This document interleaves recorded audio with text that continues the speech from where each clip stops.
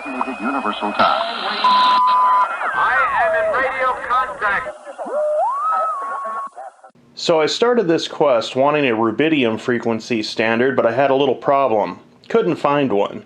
But I did find a cesium beam frequency standard. So today we're taking a look at the Hewlett Packard 5061A Cesium beam frequency standard.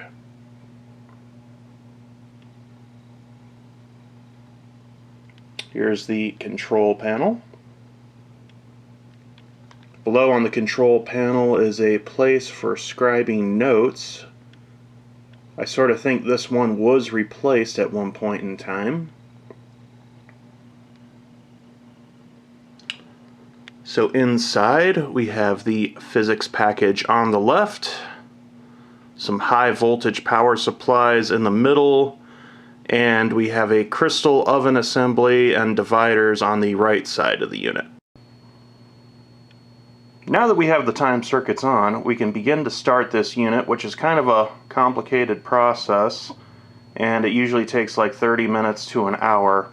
So we'll start by doing rotate this switch here, which is the mode selector switch, to loop open.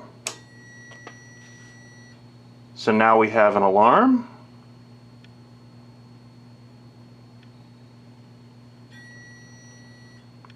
And if you can hear the high frequency pitch coming from the unit,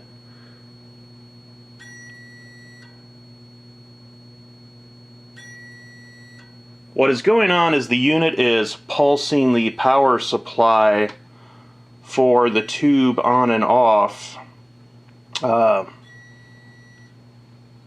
What's going on is it's hitting a current limit on the meter here. So it turns it off when it hits that limit and waits a while and then turns it back on. So at some period in time, this will become stable and the power supply will be constant on. So what is going on here is the electrodes that are inside the tube get coated with what I've read on the forum is they just call it crud. So I would assume it's cesium deposits. And that is the electron tube basically boiling those off of the electrodes. So this could take anywhere between 30 minutes to several hours. When I first got this unit, it had been off so long that I had to leave it on overnight doing this process. The battery light is also lit because I do not have a battery installed and I'm not really sure what type of battery this unit takes, whether it's a 12 volt or 18 volt unit. That's something I haven't really discovered yet. The standby read button here, that is actually for when the unit is running on battery power. You can press that button. When it's on battery, the display blanks out, so you press that button to see what the clock is reading, and we have a 1 pulse per second jack on the clock module as well. So on the 5061, the clock module here is actually changeable to a degree. So, and it is actually an option. So some of the cesium clocks do not have the front panel real-time clock option. And I've also seen there is a round analog dial clock and there is an LCD clock. So approximately 5 minutes after being on, we're getting to the point where the high voltage supplies are staying on continuously. And our meter is ever so slightly going down and down with time. Alright, so we've been on for close to 30 minutes now. Our ion pump isn't quite at 0 yet, but it's getting there. So we can move on with the next step. So we're going to monitor our ion beam. So this will get higher and higher the stronger the vacuum inside the tube gets. And this is also, when you buy one of these clocks, this is the good indication of how much tube life is left. So some of these, the tube has been worn down, and this will only come up to like maybe between 2 and 5 on the meter. This particular unit, I almost suspect that it had a brand new tube put in it, and it was kept on the shelf for close to 35 years. Because this meter will actually come up to around 40 or so when the vacuum's complete here. So now we'll move our mode selector switch to operate. Enable our modulation. Then down here is our divider mode switch. We have to start that to actually get the outputs to start dividing and outputting. So now with that switch flipped, our clock is now ticking. So we still have a battery light, but our alarm light has gone out. And if I come over here and press our logic reset, with a little bit of luck, yes, we now have continuous operation, which it is very hard to get that green light to come on these units. So now we can set the clock. So probably my only complaint about this unit is where they put the controls to set the time, which are conveniently located to where you can't get at them without removing the lid. So we have a fast and slow speed switch, and then you press this button here to advance. And then if you went too far, press this button to hold to prevent it from ticking.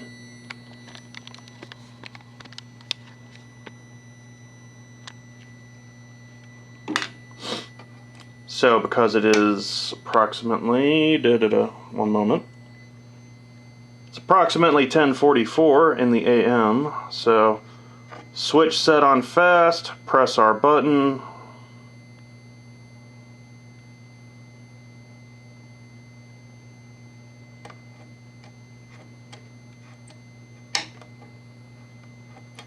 Go to slow. Okay, pressing hold until we hit 45:05 on my watch, and there she is.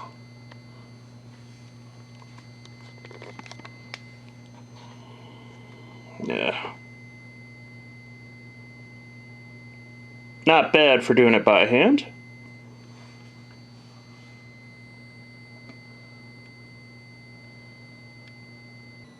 So a while ago I did a eBay search for a Hewlett Packard oscillator, see if I could find like more of the rubidium ones or crystal ones, but I came across this entirely by mistake. And what this is, a gentleman listed about 4 of these for sale. And this is the crystal oscillator upgrade for this particular unit, which goes in this position. So if you look at pictures of these 5061As, they'll actually have a different module sitting here. Alright, so I've come into a different room of the house, so we can unbox this oscillator assembly together.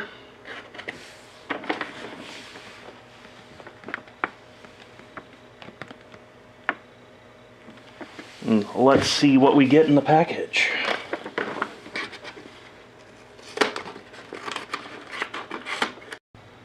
So the packaging has these markings on them that have a couple of different dates. So what I can see, we have September of 1982, and on the back here there is also some February of 1983 markings.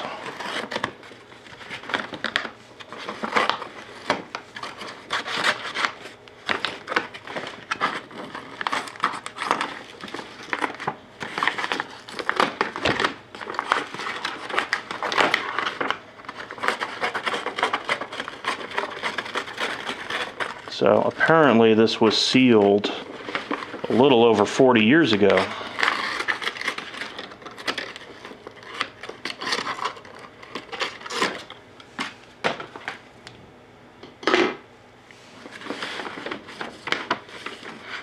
It's actually a nice outer bag with, I believe that's Mylar metallized coating inside. So let's get this box out of the inside.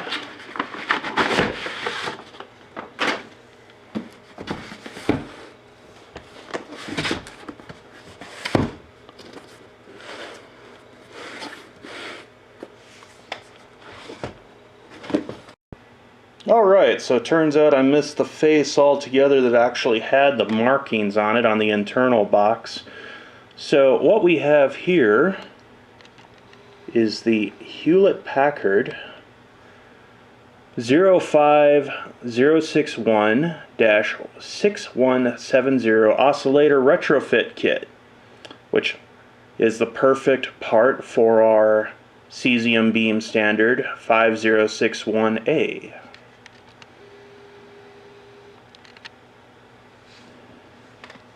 Alright, let's get her open.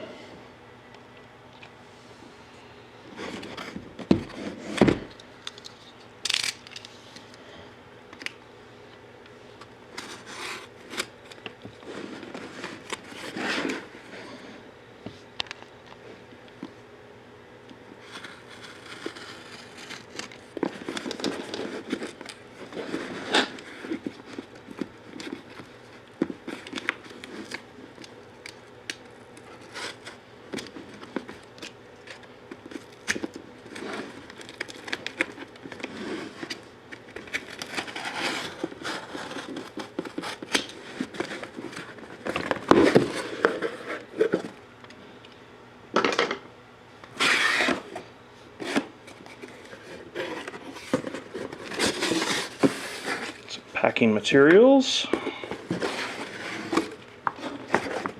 Have a pretty good amount of documentation.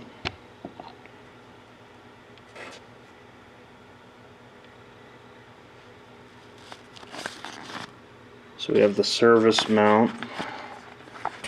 We have the operating and service manual for the 10811A or B quartz crystal oscillator that's inside this retrofit kit.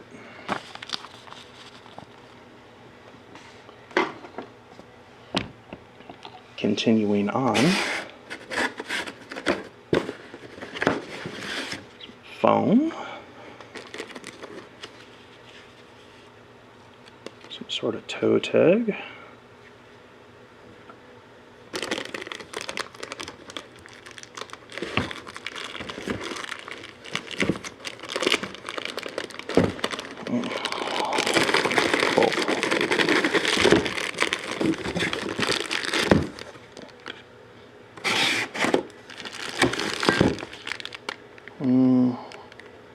Looks like we have a 8 microfarad 200 volt capacitor.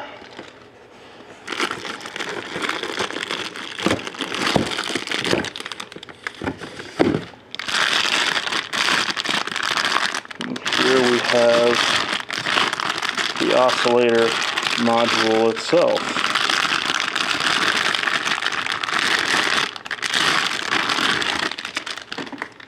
And a few more parts rubber banded to it.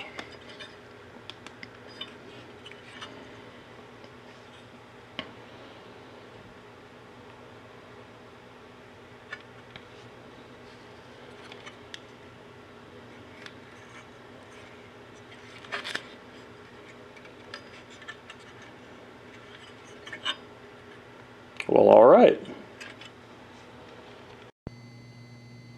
Alright, we are back in the room, and it's been approximately 1 hour since turning on this unit. Our beam 1 indication is approximately 42 on the meter, which is really good for one of these. But now we're going to turn her off and start installing our upgrade. As soon as I can figure out what happened to my screwdriver here.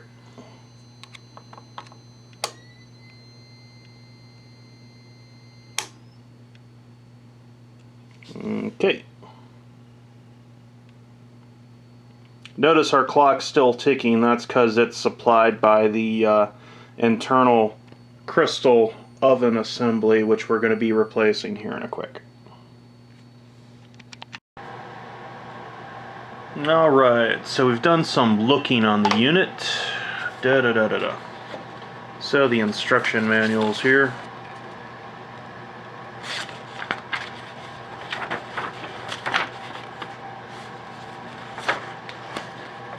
So it's always fun when the manual tells you for instructions on how to do this, go find another manual. So I've pulled up the PDF on a monitor and I'm looking at it, and okay, so it turns out I have unit that starts with 2002A for the serial number, and according to our service note here, Step 3 says, check the serial number of the instrument. If it is 1428A or above, disregard the 8 microfarad capacitors supplied with this kit and go to Step 5. So it turns out we don't really need this at the moment, but I'm not going to throw it away just to see. We probably have to pull the bottom lid off this and we'll see if that capacitor is actually in there. Okay, so going by the other PDF manual, we had to go on a wild goose chase to find the module replacement paragraph 5-144, and says, to remove oscillator assembly A10, proceed as follows. Remove all operating power, check. If battery's installed, remove that, check. Remove instrument top cover. Okay. Remove 4 screws holding the oven in place. 1 screw is on the bottom, 3 on the top. 1 is attached to the front of the AC amplifier assembly A7.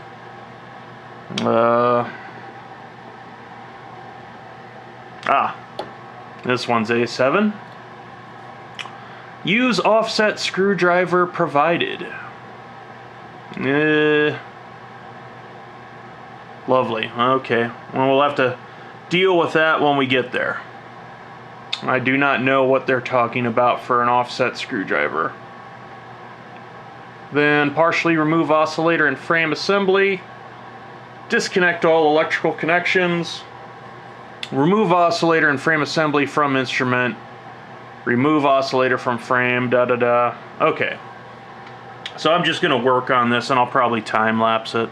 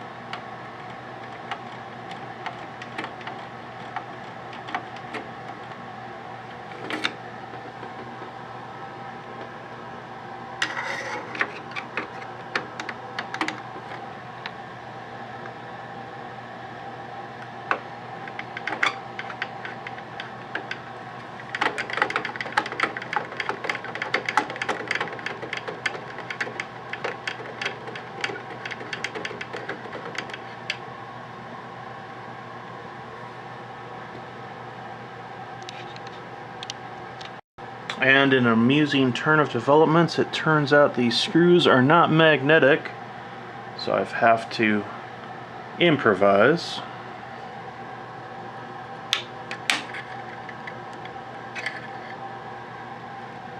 Aha!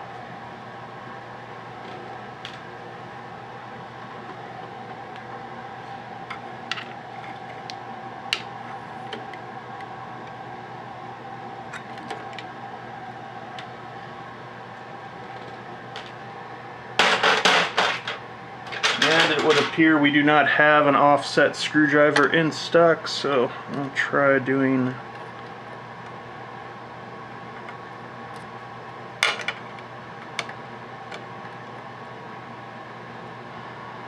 something like this. Luckily, it's loose enough to come out of here.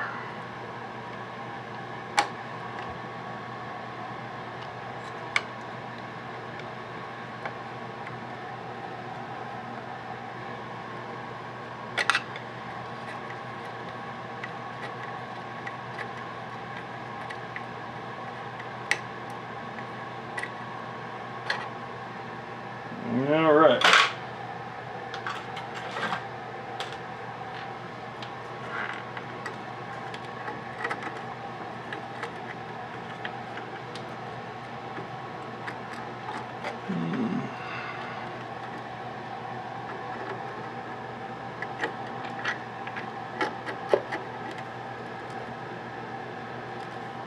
Alright. Kind of still feels like we're being held up somewhere, though.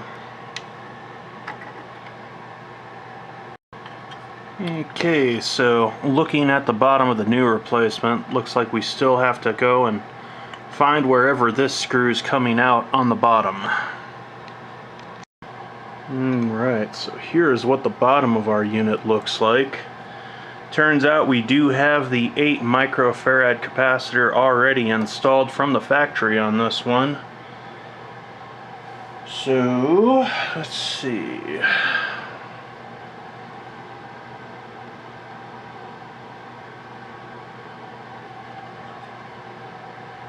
Guess is the screw we're looking for is buried here. Yep, that's the one.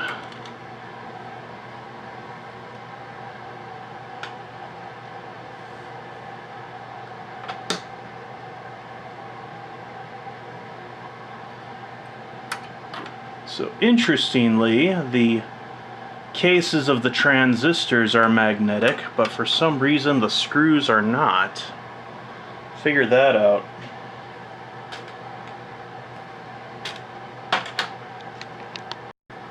Alright, now with all the screws removed, it should just come up and out.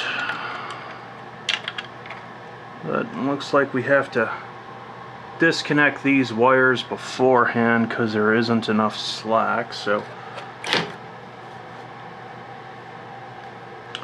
whenever you're taking apart something like this and you have individual connectors, it's always a good idea to grab a phone or another camera and take a picture of what you have just so you know later. So now pull these out individually.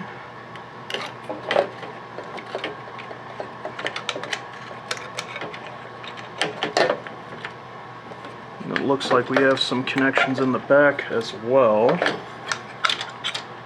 So now that both of those are out, all right.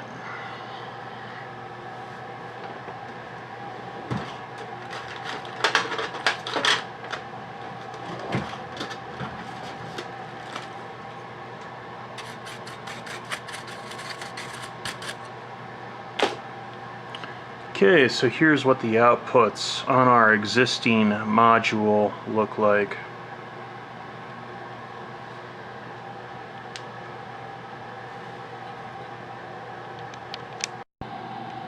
Alright, so when I remove the other oscillator, I've got these two wires here.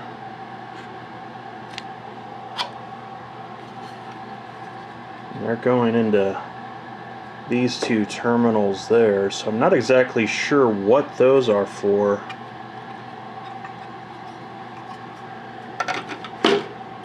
Because on the new oscillator, I don't have connections on the bottom. Don't have connections on the back. So I'm not really sure where those go.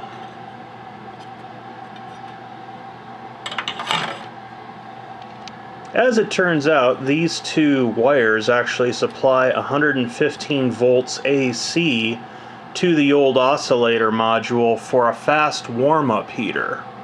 And apparently that's not present in the new crystal oscillator module. Moving right along with our upgrade, it says here in our service notes, item 6, locate oscillator frequency, control R3 on back or inside of inner panel. That is this unit here.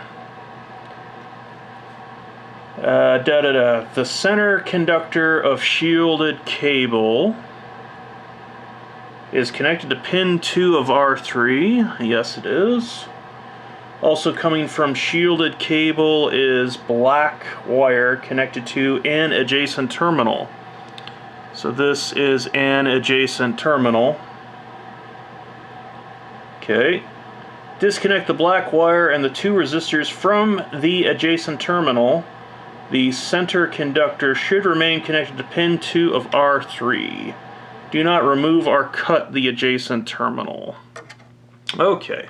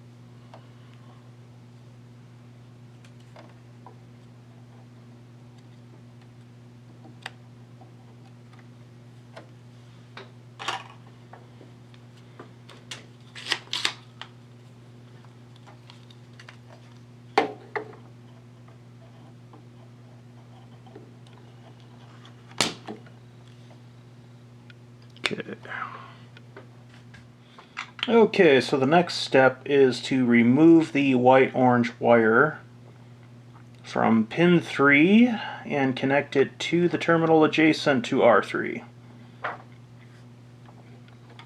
Also connect one end of the 14.7k ohm resistor provided with the kit. Alright.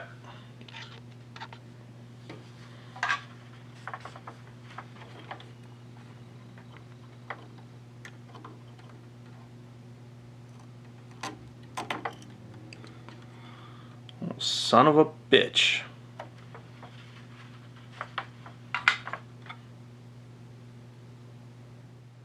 Okay, so after a little digging around in the lab, I found a replacement 20k pot.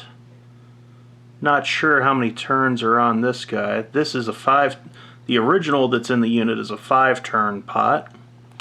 So this one's plus and minus 10%, where the original is 3% tolerance, but since it's a pot, it shouldn't really matter, and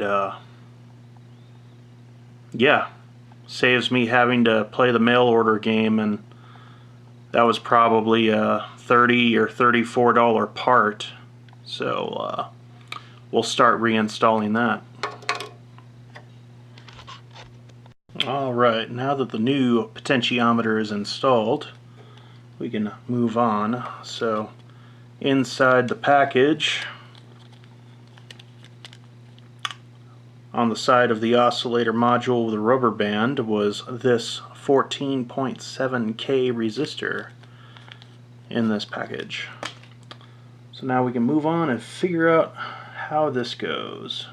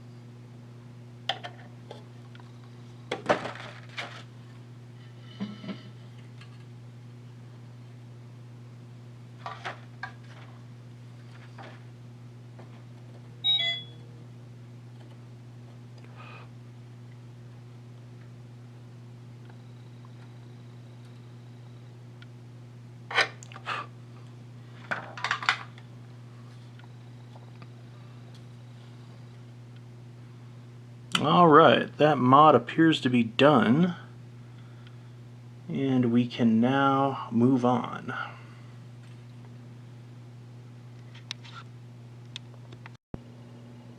Alright, it's now day 2 and welcome back. One of the things that we do have going on here is a little bit of damage with one of these BNC connectors. So, go ahead and remove that and see if we can find something to replace it with. I'm not sure I'm going to have an exact right one, but we'll take a look.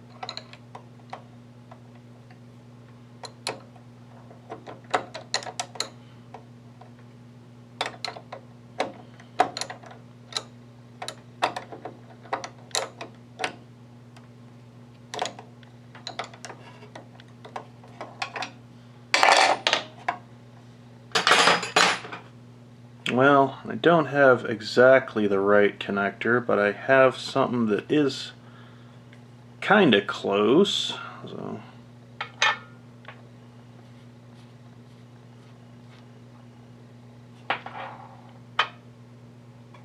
the threading will be not as deep, but with a little luck, maybe that'll work.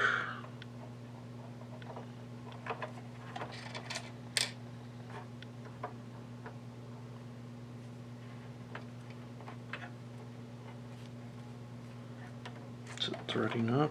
No. No, dimensions are too wrong on that. Well, so it looks like we'll have to see if we can find an original somehow. Alright, so I bent it back the best I could with pliers, and we'll just have to put it back in the chassis for now until we can find this part and get it ordered. Alright, so back here on the top side, I'm going to deal with this 120 volt connection for the fast heater by putting a little heat shrink on there.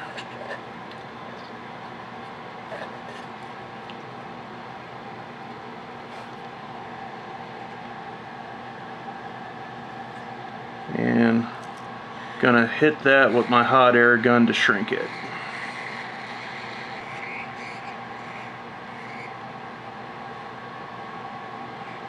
Alright. Okay, so the next step in the instructions was to remove MP2 and MP3. So the tuning shaft here, this is MP2, and then we were attached to MP3 with clamp MP4. So the tuning shaft is like a little flexible rod with a little metal bit at the end that connects down in there to the frequency adjust of the crystal oscillator. So you probably have to remove this so the clearances work while we're installing it down in here. Alright, so the next procedure is to connect the wires as we're installing the frame.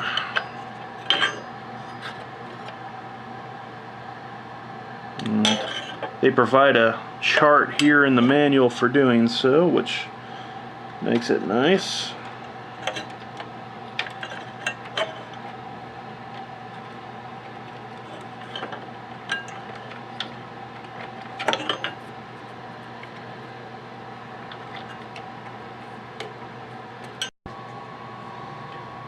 Alright, so I didn't screw the module down yet, just in case I need to pull it out to get at some connections.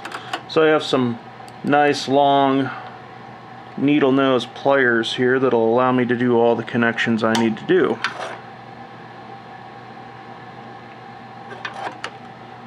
Alright, so M needs white brown.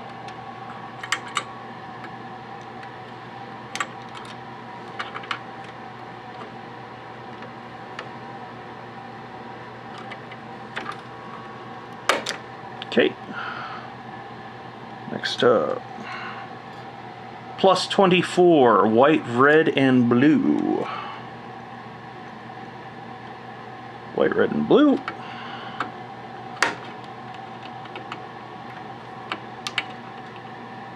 It's kind of interesting that these are individual wires and not like gang together on like a Molex plug.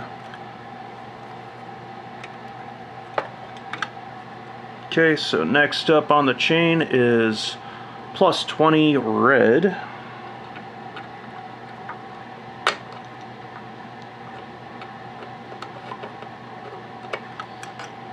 And that would leave our white and orange as plus 15.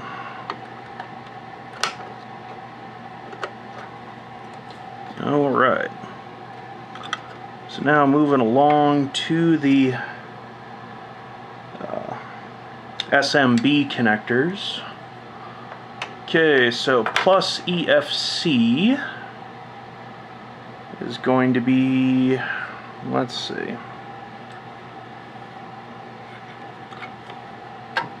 Notice our connectors are actually labeled individually. Not sure if that's on the heat shrink that's attached to them or if they printed that below it, but that's nice.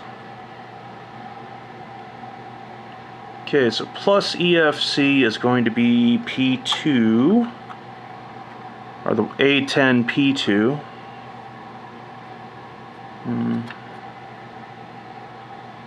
A10 P2. EFC plus.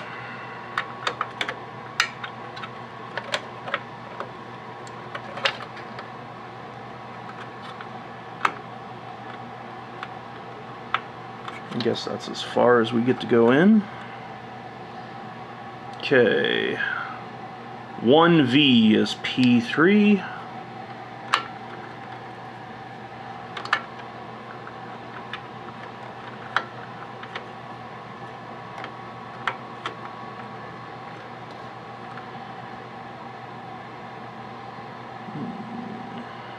Minus EFC is P1.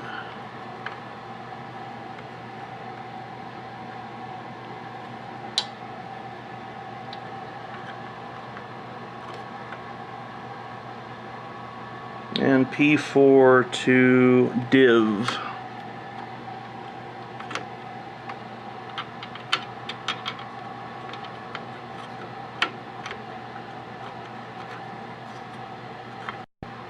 Alright, I did a little cable management, so now we are ready to push the screwdriver blade end of the remote tuning shaft back into the oscillator module and secure it.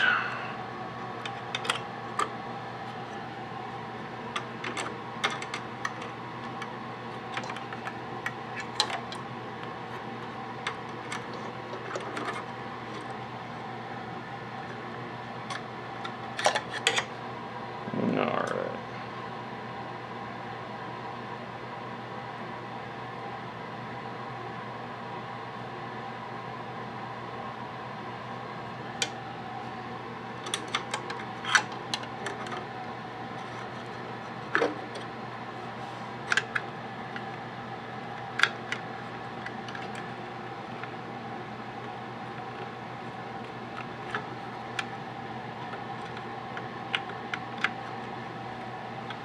Okay. Before I secure that shaft, though, I'm going to put the screws back in to hold down our module. So now we'll secure down our oscillator module using our improvised magnetic wand with double-sided sticky tape attached. For reasons unknown, these screws are not magnetic. And on review of the play, they might actually be posi drive. But I do not have any posi drive screwdrivers readily available at the moment, so we'll just make do with Phillips. Get them started in the holes.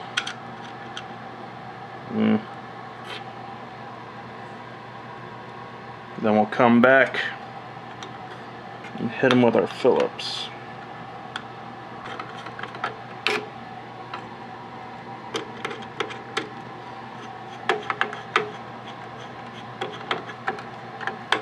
I'm making sure not to hit the 120 volt cable that's down in here, and make sure it's not pinched by the chassis of the oscillator module going back in.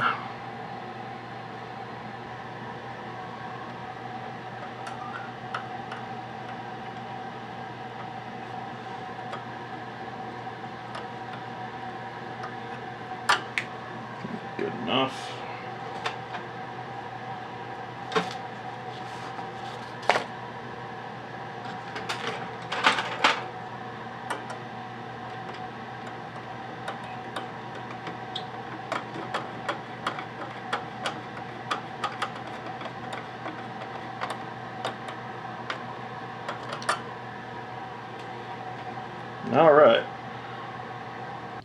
Alright, we are ready to turn the unit back on.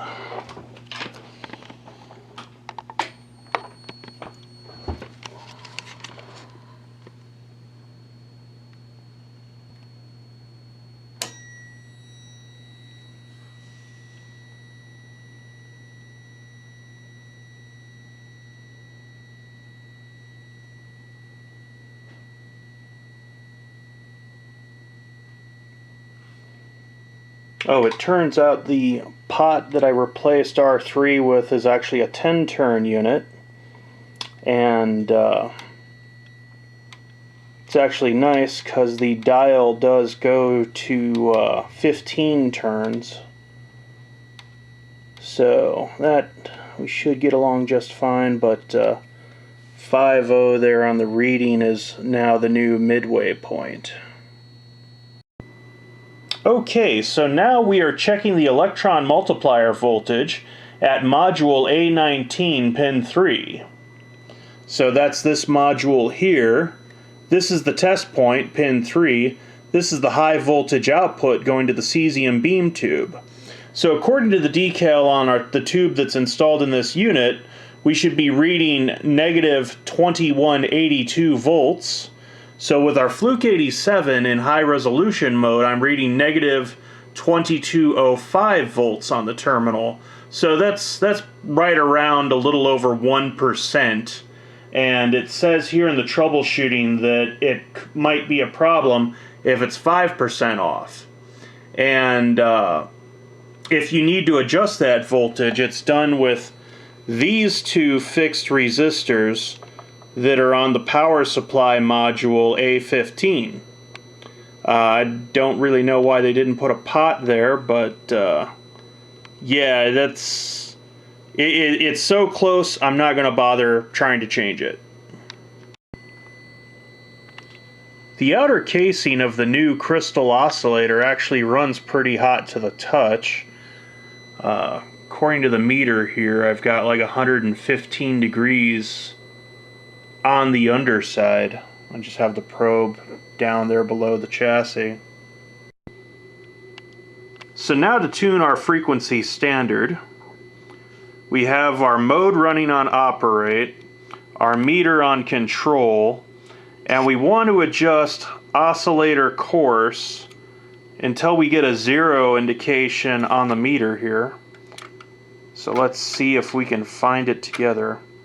This control shaft, it's actually a flexible shaft that's going back into the crystal oscillator frequency adjustment hole because it's slightly off of center. So like literally just not even a quarter of the turn, and I swung it all the way to 50.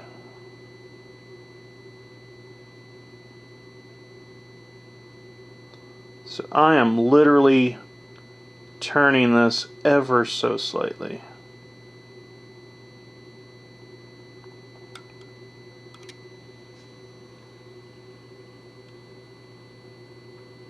So I guess with the course adjusted,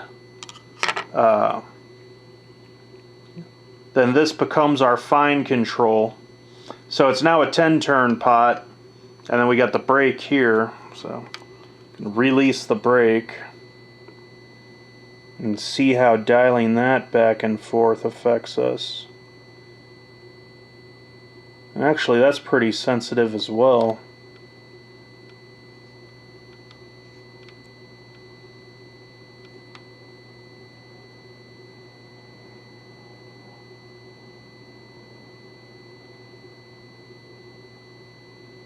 Alright, so I'm going to call that good. Okay, so this is the best frequency counter I have in the lab at the moment. It is the Hewlett Packard 5315B. So I am looking at the 5 megahertz output of the Cesium beam standard, and this little guy on the end here, that's a result of that I'm running this is like a total stock unit with no options. So it's running on the internal oscillator that these come with. It's not the TCXO or the oven oscillator. But I do have a workaround that we can look at. So on the B input, I have a 1 pulse per second signal coming from a GPS module that's 100 milliseconds on and 900 milliseconds off. So on this unit, we go into the blue part of the modes, and this button is A by B. So that basically measures counts when channel B is active. So for the 100 millisecond signal, the count is 500,000. And if we press reset,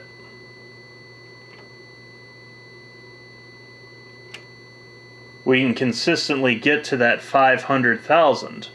I haven't found a way to make that auto trigger just playing with it. So I'll have to read the manual more on that. And another interesting thing is if we catch the 1 pulse per second signal at the right spot,